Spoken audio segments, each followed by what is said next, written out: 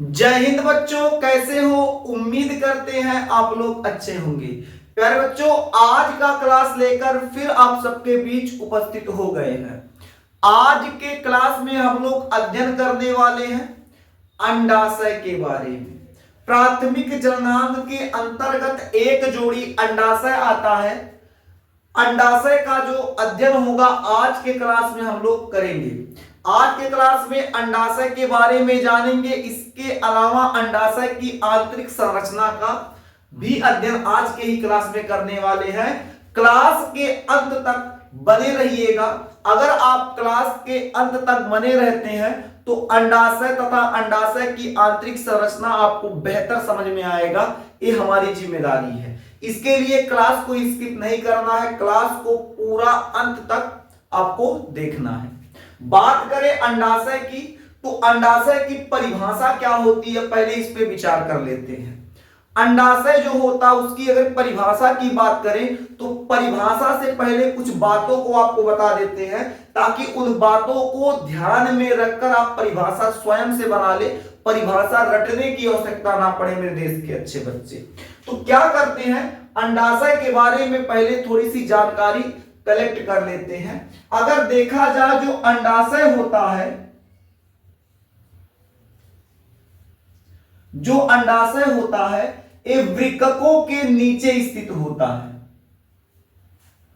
कहां स्थित होता है? तो वृक्कों के नीचे स्थित होता है और श्रोणि क्षेत्र के पीछे, श्रोणि क्षेत्र के पीछे, यानी ये जो अंडाशय होता है वृक्कों के नीचे और श्रोणि क्षेत्र के पीछे स्थित होता है। इसके अलावा गर्भाशय, गर्भाशय के दोनों ओर स्थित होता है।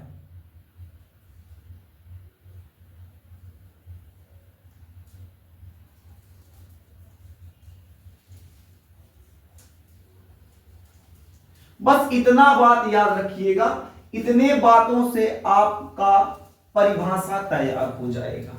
तो याद क्या रखना है, जो अंडाशय होता है वृक्कों के नीचे, श्रोणि क्षेत्र के पीछे, गर्भाशय के दोनों ओर स्थित होता है। बस इसी से हम लोग परिभाषा बनाते हैं। परिभाषा कैसे बनाएंगे? तो परिभाषा निकल के ये सामने आता है, उदर गुहा में वृक्कों के नीचे, श्रोणि क्षेत्र के पीछे तथा गर्भाशय के दोनों ओर स्थित संरचना को अंडाशय कहते हैं। नोट कर लीजिए क्या हो जाएगी इसकी परिभाषा।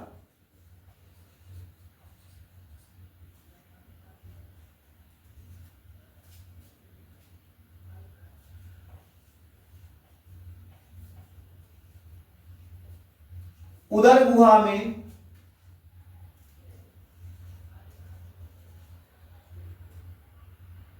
वृक्कों के नीचे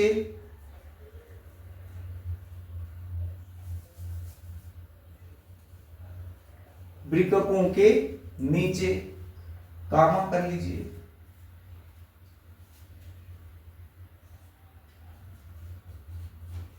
श्रोणि क्षेत्र के पीछे तथा गर्भाशय के दोनों ओर,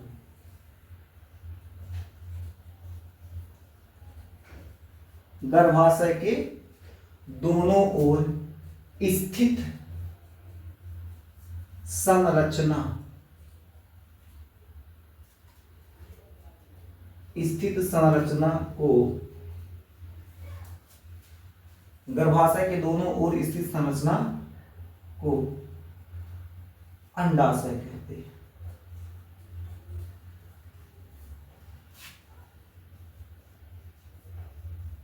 क्या कहते हैं मेरे देश के अच्छे बच्चे? अंडाशय कहते हैं। अंडाशय जो होता है, अंडाशय, मादा में अंडाशय एक जोड़ी होता है। कितना होता है? एक जोड़ी। अगर बात करें अंडाशय के लंबाई की, अंडाशय के लंबाई की, तो अंडाशय जो होता है इसकी अगर लंबाई की बात करें तो ये 2 सेंटीमीटर क्या होता है, लंबा होता है। इस चौड़ाई की अगर बात करें तो अंडाशय 2 सेंटीमीटर चौड़ा होता है। अगर मोटाई देखा जाए तो 1 सेंटीमीटर मोटा होता है। यानी अंडाशय जो होता है 2 सेंटीमीटर लंबा होगा, 2 सेंटीमीटर चौड़ा होगा, 1 सेंटीमीटर मोटा होगा। बात करें अगर इसके वजन की तो अंडाशय का जो वजन होता है, अंडाशय का वजन जो होता है कितना होता है, तो 3 ग्राम। अंडाशय का वजन लगभग 3 ग्राम के आसपास होता है। ये जो अंडाशय होगा गर्भाशय तथा झल्लरी, गर्भाशय तथा झल्लरी के कुछ तंतुओं से जुड़ा होता है। इन तंतुओं को स्नायु कहते हैं। क्या कहते हैं, स्नायु। यानी कहने का तात्पर्य क्या है, जो अंडाशय होता है गर्भाशय तथा झल्लरी के कुछ तंतुओं से जुड़ा होगा, उन तंतुओं को हम लोग क्या कहेंगे, स्नायु कहेंगे। इतना बात मेरे देश के अच्छे बच्चे याद रखिएगा। मादा का हम लोग एक अहम हिस्सा पढ़ रहे हैं, एक अहम पार्ट पढ़ रहे हैं। आप एक एक क्लास को, इधर जितना क्लास लगेगा सभी क्लासों को बहुत ध्यान से देखिएगा, बहुत ध्यान से समझिएगा। मेरे देश के अच्छे बच्चे नोट्स बनाते रहिएगा। अगर आप नोट्स बनाते हैं तो आपका एग्जाम में एक भी क्वेश्चन इस पूरे चैप्टर से नहीं छूटने पाएगा। ये हमारा आपसे वादा है, एक क्वेश्चन भी बाहर नहीं जाने देंगे।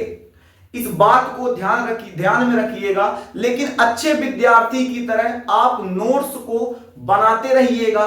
क्लास जो होगा, जितना क्लास लगेगा लेक्चर वाइज समझते रहिएगा। इस समय क्लास में थोड़ा डिस्टरबेंस आया हुआ है, कभी कभी कुछ क्लास लगातार नहीं लग पाता है। शादी विवाह का माहौल है तो इसी वजह से थोड़ा सा कभी क्लास शुरू करता तो डीजे चलने लगता है, और कुछ काम शुरू की फिर क्लास शुरू की और कोई समस्या होने लगता है, तो उसमें आवाज जो होता आने लगता है। इसी वजह से क्लास बीच में कुछ समय के लिए रोक दिया गया था, क्लास नहीं लग रहा था। लेकिन अब मेरे देश के अच्छे बच्चे क्लास लगातार लगेगा।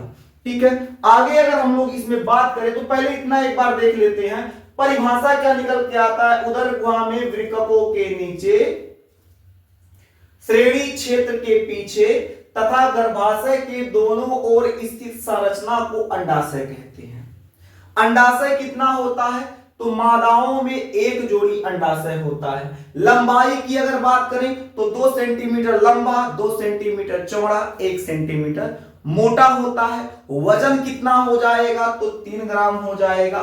गर्भाशय तथा झल्लरी से क्या होता है, ये जुड़ा होता है, उसे हम लोग तंतु कहते हैं। हालांकि वो जो तंतुओं से जुड़ा होता है वास्तव में वो तंतु ना कह के उसे हम लोग स्नायु कहते हैं। क्या कहते हैं, स्नायु कहते हैं मेरे देश के अच्छे बच्चे।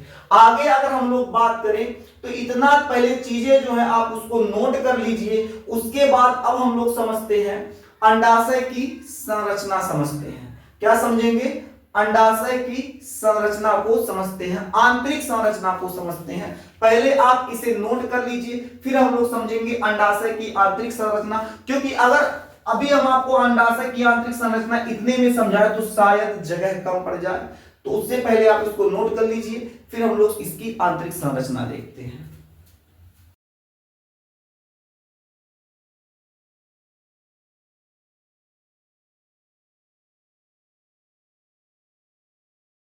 अब हम लोग समझते हैं अंडाशय की आंतरिक संरचना। तो हेडिंग कर लीजिए, अंडाशय,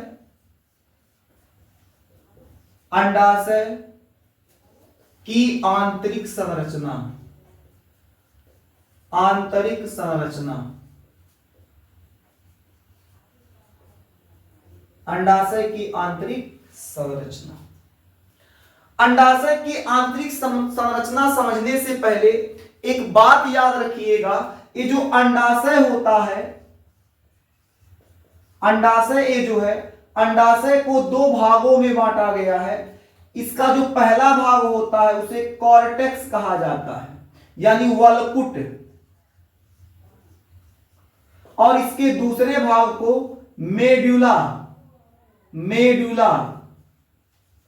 इसके दूसरे भाग को मेडुला यानी मध्यांश, इसके दूसरे भाग को क्या कहा जाता है? मेडुला यानी मध्यांश कहा जाता है। अब हम लोग इसकी आंतरिक संरचना समझते हैं।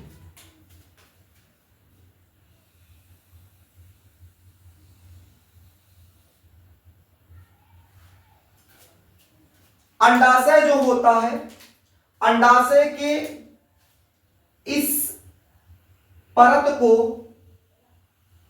हम लोग जर्मिनल एपिथीलियम कहते हैं। क्या कहते हैं? Germinal epithelium. ये जो जर्मिनल एपिथीलियम होता है,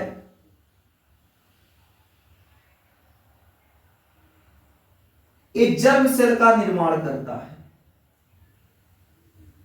जर्मिनल एपिथीलियम जो होगा किस सेल का निर्माण करेगा? जर्म सेल का निर्माण करेगा।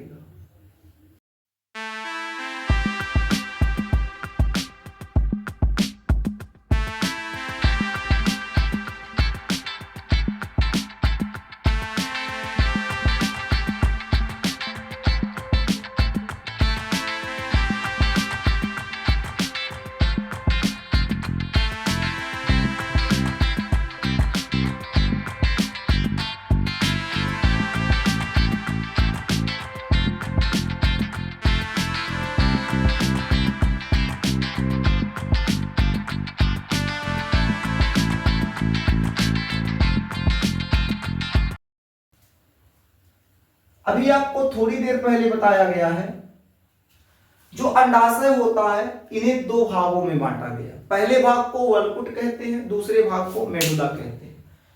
सबसे पहले इनको समझते हैं, फिर इसके आगे का प्रोसेस देखते हैं। देखिए, जो कॉर्टेक्स होता है, ये जो आपको नीले कलर से डॉटेड लाइन दिखाई दे रहा है, इस डॉटेड लाइन के ऊपर का जो भाग है, वो पूरा ऊपर का ये जो भाग है, इस पूरे भाग को हम लोग क्या कहते हैं? कॉर्टेक्स कहते हैं। कॉर्टेक्स। अंदर का ये जो भाग होता है इसे मेडुला कहा जाता है। यानी अंडाशय का जो विभाजन हम अभी किए थे दो भागों में, ये जो बाहर का भाग होता है इस पूरे भाग को कॉर्टेक्स कहा जाता है, अंदर के भाग को मध्यांश यानी मेडुला कहा जाता है। ये जो मध्यांश होता है इसमें कुछ रक्त वाहिनियां आती हैं, जैसे सिराएं हो जाएंगी, धमनी हो जाएगा, इसके अलावा कुछ लसिका वाहिनी आएंगी, इसके अलावा तंत्रिकाएं भी होती हैं। तो कहने का मतलब क्या है, जो मेडुला होता है, मेडुला के अंतर्गत कुछ रुधिर वाहिनियां जैसे सिरा, धमनी,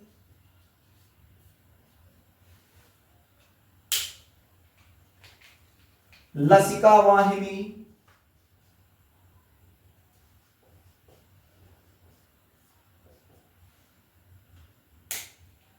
तंत्रिकाएं,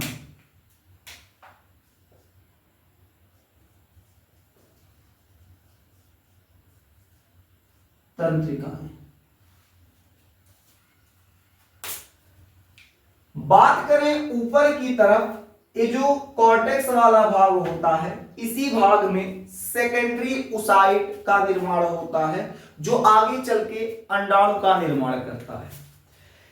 ये जो जर्म सेल है, ये पूरा क्या है जी? कौन सी कोशिका है? तो जर्म कोशिका या जर्म सेल।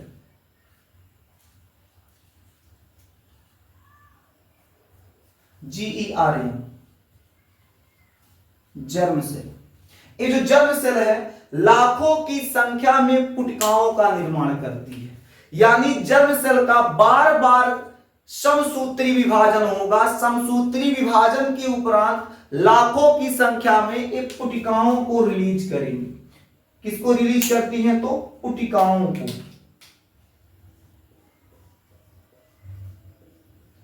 एक दो नहीं बल्कि लाखों की संख्या में होती है। आगे चल के ये जो पुटिकाएं हैं आपस में संयुक्त हो जाएंगी, जिन्हें हम लोग पुटक कोशिका या अंडाशय की पुटक कोशिका कहेंगे या पुटकीय कोशिका।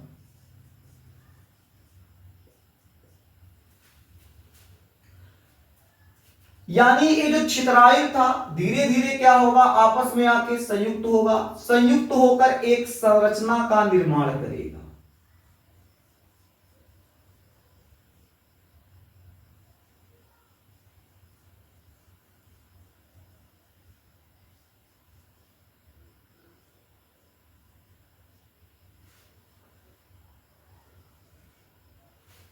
ये संरचना जब विकसित होगा तो कुछ इस प्रकार से दिखाई देगा।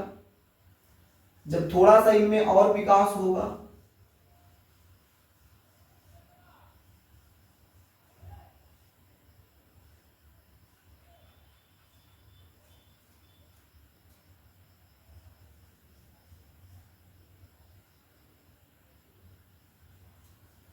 इन्हें हम लोग कहेंगे ग्राफियन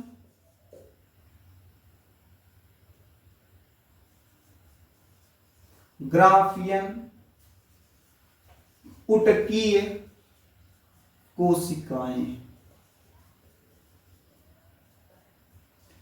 और यहां पर जो खाली भाग होगा इस खाली भाग को एंट्रम कहा जाएगा।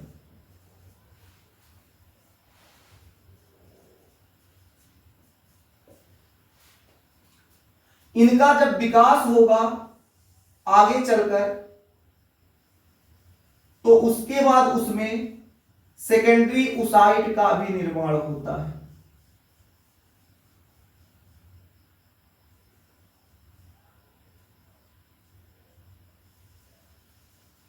ये क्या है? Secondary oocyte.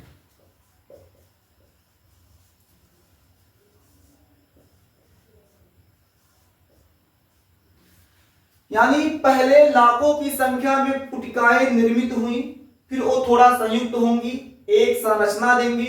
उस संरचना में ये जो होगा ए वाला पार्ट जो सघन माध्यम में पाया जा रहा है जिसे ग्राफियन पुटकी कोशिका कहेंगे। ये जो खाली भाग है इसे एंट्रम कहा जाएगा। इनका जब और क्या होगा? विकास होगा तो उसमें देखेंगे अंदर की तरफ सेकेंडरी ओसाइट पाया जाएगा। जब ये संरचना परिपक्व हो जाएगा उसके बाद इनका स्फुटन होगा। स्फुटन मतलब होता है मेरे देश के अच्छे बच्चे, ये फटेगा। और जब ये फटेगा तो इसमें से ये जो सेकेंडरी ओसाइट था वो फट के बाहर की तरफ रिलीज होगा। ये जो सेकेंडरी ओसाइट है ये बाहर की तरफ क्या होगा? रिलीज होगा, बाहर की तरफ आएगा।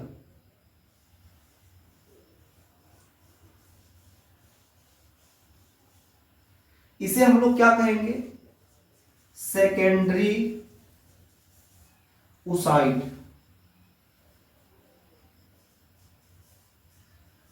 इस सेकेंडरी ओसाइट जो होता है आगे चलकर यही सेकेंडरी ओसाइट अंडाणु का निर्माण करता है। कब करेगा? जब सेकेंडरी ओसाइट से शुक्राणु आके मिलेगा यानी फर्टिलाइजेशन करेगा, निषेचन करेगा। उस कंडीशन में ये जो सेकेंडरी ओसाइट होगा वो ओवम का निर्माण करेगा यानी अंडाणु का निर्माण करेगा। यानी जब ये पुटिकाएं, ये जो संरचनाएं होती हैं जब फटती हैं, फटने के बाद इसमें से सेकेंडरी ओसाइट का निर्माण होगा। किसका निर्माण होगा मेरे देश के अच्छे बच्चे? तो सेकेंडरी ओसाइट। अब कहेंगे सर जी ये जो फटा हुआ है ये संरचना कहा जाता है? आगे चलकर जो ये संरचना होता है, ये जो संरचना है आगे चलकर क्या करता है? ये येलो बॉडी का निर्माण करता है। किसका निर्माण करेगा? ये जो संरचना है आगे चलकर येलो बॉडी का निर्माण करता है। ये क्या हो जाएगा? Yellow body. पीत पिंड, हिंदी में क्या कहेंगे, पीत पिंड, या इसे एक और नाम से जाना जाता है, इसे कार्पस ल्यूट्रियम भी कहते हैं। ब्लैक से लिखते ताकि आपको नीचे की तरफ ठीक ठाक दिखाई दे।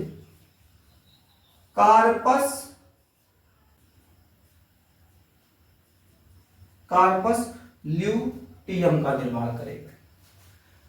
ये जो कार्पस ल्यूटियम कह लीजिए या आप इसको एलो बॉडी कह लीजिए। अब एलो बॉडी क्यों कहते हैं, क्योंकि ये पीले रंग का होता है, इसी वजह से इसे पीत पिंड या एलो बॉडी या कार्पस ल्यूटियम कहते हैं। ये जो कार्पस ल्यूटियम होता है मादाओं में दो हार्मोन्स का रिलीज करता है। जो पहला हार्मोन्स हो जाएगा उसे हम लोग प्रोजेस्टेरॉन कहेंगे, दूसरा हार्मोन्स जो होगा एस्ट्रोजन कहेंगे। अब इस बात को मेरे देश के अच्छे बच्चे याद रखिएगा, ये जो येलो बॉडी है जिसको हम लोग कार्पस ल्यूटियम कहते हैं, ये मादाओं में दो हार्मोन्स को रिलीज करता है। मादाओं में दो हार्मोन्स को रिलीज करता है। पहला हार्मोन्स जो हो जाएगा प्रोजेस्टेरॉन हो जाएगा, दूसरा हार्मोन्स जो हो जाएगा एस्ट्रोजन हो जाएगा। कार्पस ल्यूटियम आगे चल के क्या करता है, व्हाइट बॉडी का निर्माण करता है, जिसे हम लोग श्वेत पिंड भी बोलते हैं।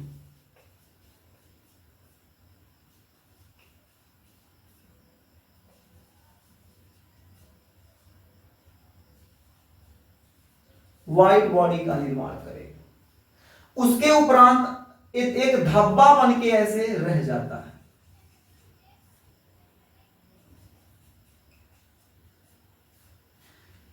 यानी जब सेकेंडरी ओसाइड यहां से मुक्त होगा उसके बाद यहां से एलो बॉडी का निर्माण होगा, उसके बाद व्हाइट बॉडी, उसके बाद एक धब्बा बन के क्या होगा, रह जाएगा। अब एक बात मेरे देश के अच्छे बच्चे जरूर याद रखिएगा, इस पूरी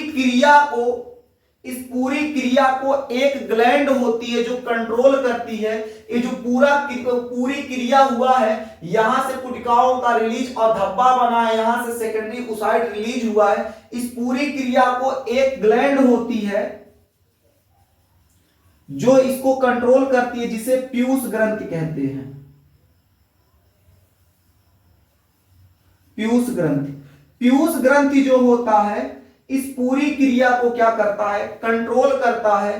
कंट्रोल कैसे करता है, तो ये दो हार्मोन्स को रिलीज करता है, जिस हार्मोन्स को हम लोग क्या कहते हैं, पहला जो हार्मोन्स हो जाएगा इसे हम लोग क्या कहेंगे, LSH, दूसरे हार्मोन्स को हम लोग कहेंगे LH। यानी इस पूरी क्रिया को पीयूष ग्रंथि दो हार्मोन्सों की सहायता से नियंत्रण करेगा। जो पहला हार्मोन्स हो जाएगा LSH, दूसरे हार्मोन्स को हम लोग कहेंगे LH कहेंगे। उम्मीद करते हैं कि आपको इतनी बातें आपको अच्छी तरीके से समझ में आ गई होंगी। अगर समझ में आ गया है तो मेरे देश के अच्छे बच्चे इतना नोट कीजिए। आज के लिए बस इतना ही, फिर मिलेंगे आपसे अगले क्लास में। तब तक के लिए जय हिंद।